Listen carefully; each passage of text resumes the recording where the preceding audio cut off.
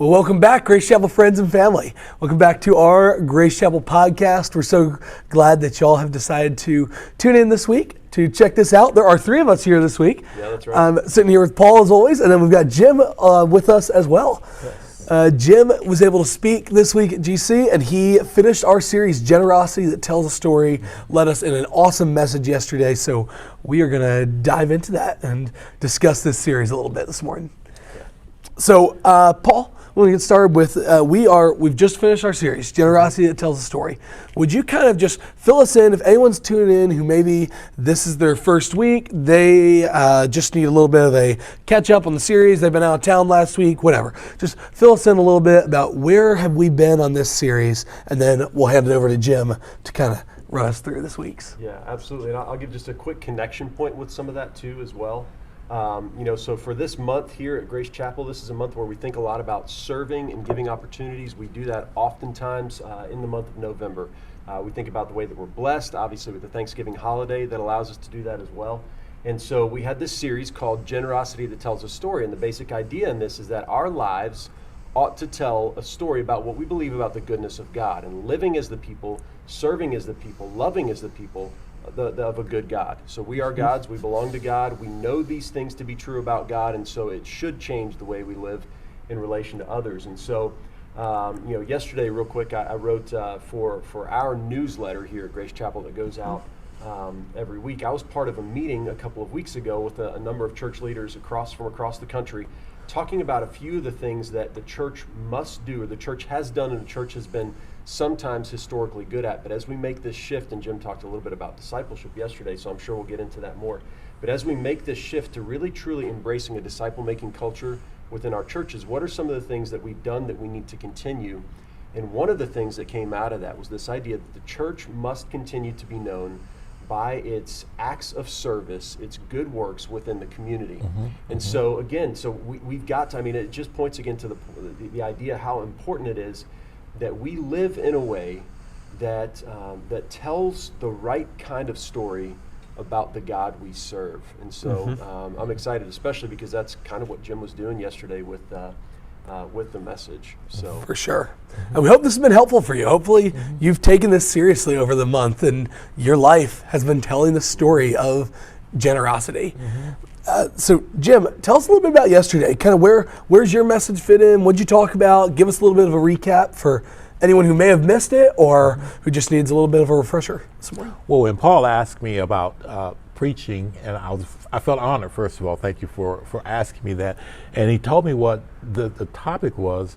The first thing came to my mind was like, Dorcas. It was like, Dorcas. I was excited about Dorcas because she's always been a special person when I read through the book of Acts. And she's kind of one of those people that's in the background. She's not doing something, super spectacular, but her life, man.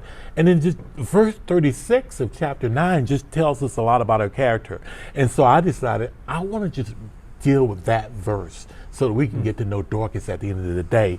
Because one of the interesting things about that, as it starts, it says, in Joppa, there was a disciple named Dorcas, and they call her a disciple. And that was exciting because that's the only time in the Bible that we see the feminine use of the word disciple. And the Holy Spirit thought her so worthy with what she was doing that she would be able to carry that name, and that was very special. Now, I was excited that we could also talk about the definition that we've been giving for a disciple, one who follows God and is being changed by, or follows Jesus, is being changed by Jesus and committed to the mission. And so I kind of looked at her and saw what she was doing and said, how does she fit in that definition? I thought, she passed the test really good. The things that she was doing, she really passed the test. The first thing it talks about that she was abounding in good works and acts of charity. And that word abounding was she was simply controlled by the thought of giving her service to Jesus and giving her service to the community. And that's what we want to be able to do, to be those kinds of people who are consumed. And I loved at the end, it says she continually did so. So it wasn't something she just did for a season. It was something that she gave in her entire life. And that idea of being committed to the mission of Jesus is something that is a consistent thing, something that we give ourselves to. And I see Dorcas doing that. She was kind. She gave her money. She gave her time. She made quality clothes. There wasn't junk. She made quality clothes for those ladies. And she looked out at those who we would consider marginal in society. That's right. And she reached out and she met those needs. And I could just imagine her standing on her rooftop looking down at the poor and the widows, or considering them and saying, I'm going to do something about that. And I'm going to make that my mission, because through that, they're going to be touched with the very heart of Jesus.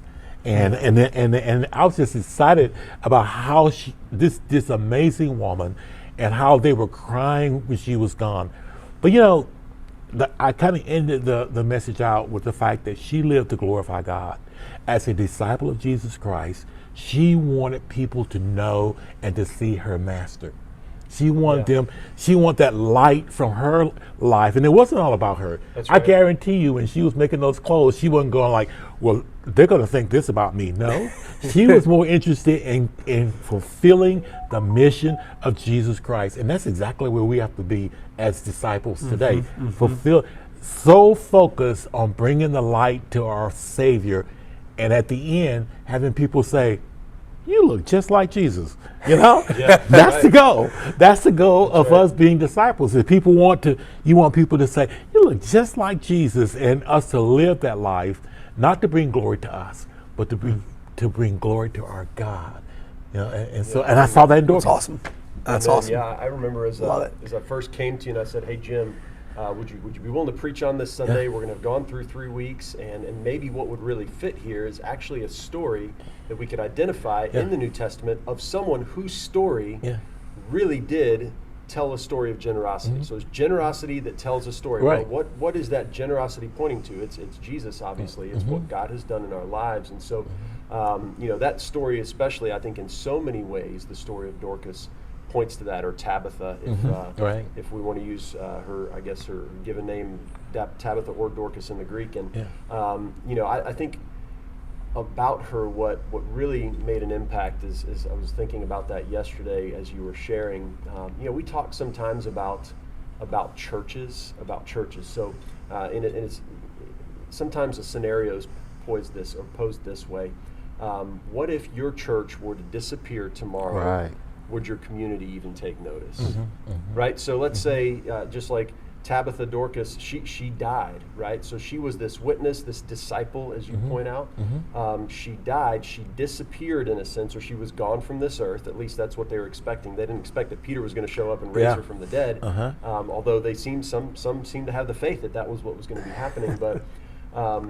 But she disappeared. She was gone. She was no longer on the face of this earth in that sense. Her spirit was now with the Father in heaven. And so what if our church, just like Tabitha, were to die or disappear, be gone from the face of this earth? Would our community even take notice? And it's a way by which we're called to measure our impact upon the community around us. And that's, I think, a sobering question for us to struggle with. Would people take notice? Or just an individual in your neighborhood, if you're all of a sudden, you moved, you don't even have to face death maybe like Dorcas did, but if you moved, would your presence be missed? And so for the church, for individuals, I thought that was really a powerful thought, to see the way those widows especially were in that room just mourning, and as you painted that picture so vividly, probably standing there showing the robes that she had made for them, saying, look at this is what she did for me. But then so much more too, because everything she did wasn't just to bless them with physical generosity, it was so that generosity then again told the right story, pointed back to Jesus. So I think really, when you came back, and I remember just how excited you were too, the first time we had the conversation on the follow-up, saying, I know exactly what I'm going to talk about. And I was thankful because that excitement really carried into yesterday as well. So just perfect example of someone whose generosity told a story, and a great challenge to us as well. One of the things I appreciated so much was the fact that, and I said that yesterday in the sermon, that she wasn't up there preaching a sermon or teaching a class or stuff like that. it's those things that God has blessed us that's behind the scenes that can be very powerful in bringing the message of salvation to a lot. And she impacted her community. She impacted the church because it said the saints were there as well. Yes. As well as the poor widows and things. The saints were there, and they were also missing her. And she, through her using her God-given gift, was able to speak volumes that sometimes a sermon may not be able to, because they saw her consistency, they saw her love, they saw her compassion, like the heart of Jesus. They saw that in her, and that meant a lot to them. I love that. Jim, I love that you highlighted that and brought that story out. It's kind of it's a bit of an obscure one that I wasn't super familiar with, and I really appreciate you diving into that and telling the story of this incredible person. It sounds to me like we need more Dorcases in our church. That's awesome. So kind of as we get down to like a more practical level, tell us a little bit about like what could this look like in our week with this message of this example that we see from Dorcas as this person that really, her life really did show that generosity of in someone's 9 to 5, someone watching this, listening to this, as they're going out into their work week, maybe they're getting back from being out of town and Thanksgiving, whatever they've had going, and they're getting back. What could this look like in their life? What's an application point you think you get? I think one of the challenges that we have as Christians is to take our eyes off of us and start looking at the world through the eyes of Jesus.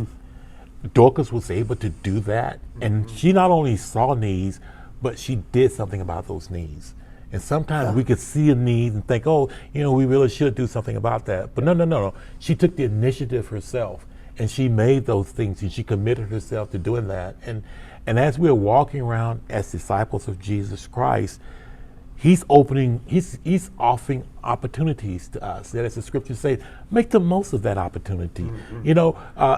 Pray about that and then do something about that. You be Jesus' hands and his mouth and his feet and his arms of love and compassion. You do that. You think about how you can call a brother or a sister that you've heard that's been struggling through something, or write a letter of encouragement, or talk to your neighbor, or you see your neighbor going out.